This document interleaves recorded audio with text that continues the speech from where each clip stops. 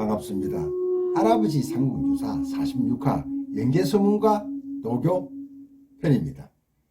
석가의 도 높고 넓어 바다와 같이 무궁하니 겨울이 모여들듯 유교 도교 복속해 오네. 가소롭다 고구려 왕이 수릉에 눈이 멀어 누운 용이 남쪽으로 옮겨감을 몰랐구나. 고구려의 마지막 왕인 보장왕은 다 아시다시피 642년 망리제의 난으로 정권을 잡은 연개소문에 의해 왕위에 올랐습니다. 연개소문이 죽고 난 후 연남생, 연남삼, 연정토 자식들과 동생의 권력다툼과 내분으로 668년 나당연합군의 공격을 받아 고구려는 멸망했다는 사실은 우리 모두 다 아는 뼈아픈 역사이기도 합니다. 오 통제라, 고구려는 몇 번이나 당태종의 공격을 막아낸 동북아의 강국이었다는 사실, 안시성 전투에서 패한 당태종이 부상을 입고 직접 수레를 끌고 장안으로 돌아갔다는 이라는 신당서에 남아있는 유명한 기록이기도 합니다. 오늘은 고구려 멸망의 단초를 제공한 도교와 연개소문에 대하여 상궁유사에 나오는 기록을 바탕으로 한번 되짚어 보기로 하겠습니다. 보장왕은 평흥왕의 손자이자 영유왕의 조카였습니다. 642년 10월 연개소문이 망리지의 난을 일으켜 보장왕의 큰 할아버지 영유왕을 시해하고 보장왕을 세왕으로 추대하여 고구려의 마지막 왕이 되기도 했습니다. 보장왕이 즉위하자 고구려의 권력은 연개소문 한 사람에서부터 나왔습니다.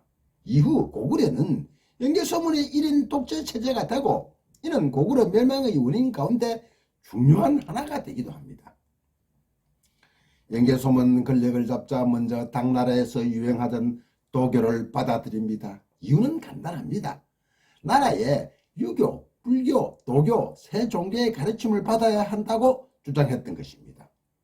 650년 6월 고구려의 보덕 화상은 사이비 종교로 치부한 도교가 들어오면은 백성이 혼란에 빠지고 결국 나라의 국운이 위태로워진다는 말을 남기고 고구려를 떠난 남쪽 완산 땅 고달산, 지금의 완주 고달산으로 보덕 화상이 신통력을 불려 절을 날려보냈다고 합니다. 그때 공중으로 날아서 절이 옮겨왔다고 하여 비례방장이라고도 합니다.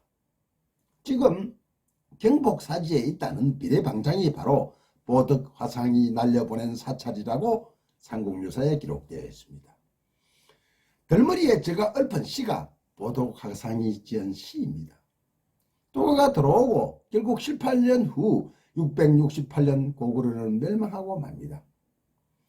당나라 역사책인 신당서에는 수나라 양제가 고구려를 침략할 때 부하양명이라는 자가 전사했다고 합니다. 그가 죽으면서 내가 반드시 고구려에 다시 태어나 고구려를 멸망하게 하겠다라고 다짐했다는 이야기가 있습니다. 고구려의 독재자 연개소문이 바로 그 양명이 다시 태어난 후신이라고들 합니다.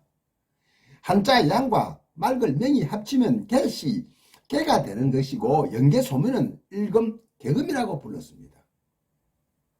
고구려의 기록에도 비슷한 이야기가 전해지고 있습니다.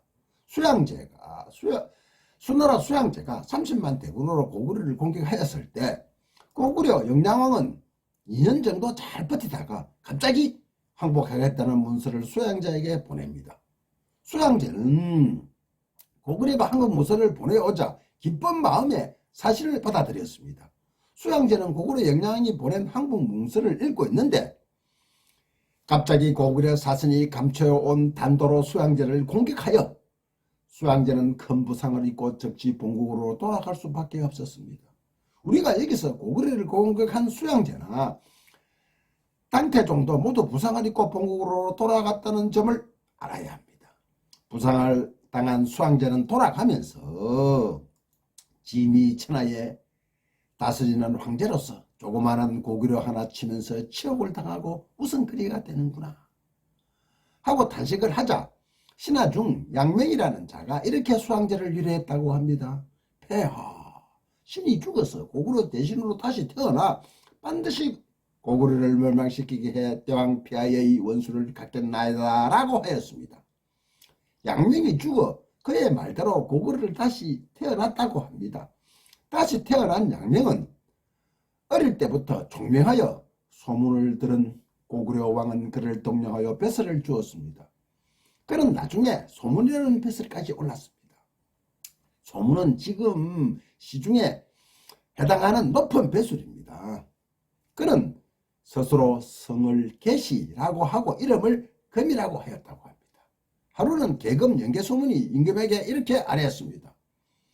폐하 소세의 다리가 3개 있듯이 나라에 3교가 있어야 합니다. 그런데 지금 고구려에는 유교와 불교만 있고 도교는 없습니다.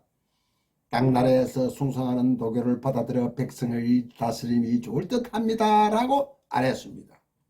왕은 연개소문이 말대로 즉시 당나라의 도교를 요청하자 당나라에서는 도교를 믿는 수양자를 도사라고 그립니다. 도사 8명을 파견해 주었습니다. 고구려 보장왕과 독재자 연개소문은 불교절을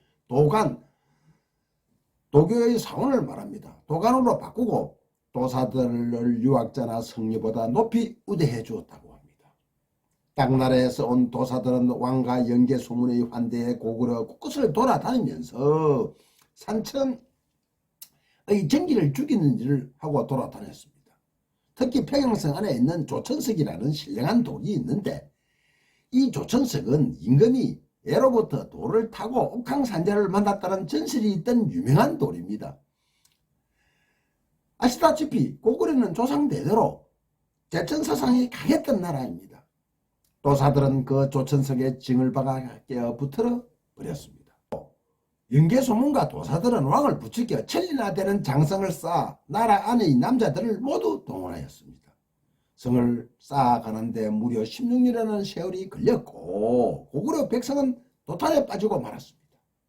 독재자 연개소문이 지병으로 죽자 삼국사기에는 연개소문이 아들들 연남생, 연남근, 연남산의 3아들이 있었다고 전하며 연개소문 사후 행자간이 골육 상정으로 연남생은 연남근과 연남산에게 쫓겨 국내성으로 달아나다가 다시 당나라에 투항해 고구려 공격을 하는데 앞장서기도 했다고 합니다. 고구려는 멸망의 길을 걸었고 고구려에 남아있던 연남상은 보장왕 27년 668년 고구려의 수도 평양성에 함락될 때 보장왕과 함께 항복하였으며 연남근은 평양성을 사수하다가 부하에게 배신당하고 성을 빼앗기고 나당윤에게 붙잡혀 겸주로 유배되고 그곳에서 죽고 맙니다. 결국 보장왕은 당나라로 잡혀가고 남아있던 왕자와 7천여 명의 유민들은 김유식과 원효를 따라 신라에 기속을 하였습니다. 당나라에 투항한 연남생은 고구려 멸망 뒤 당으로부터 우위대장군 병국공을 제수받았고 요동 대도독으로 현도 군공의 지위에 올랐으며 667년 12월 46세로 졸하였다라고 연남생의 묘주명이 최근에 발견되었습니다. 고려 대각국사 어천은 경복사 비례방장을 찾아 예복을 드리고 지은 시가 남아있습니다. 열방경과 방등경의 가르침 우리 스님에게 전수하신 것 애석하구나. 방을 날려온 뒤로는 동맹왕의 옛나라가 위태로워졌구나. 감사합니다.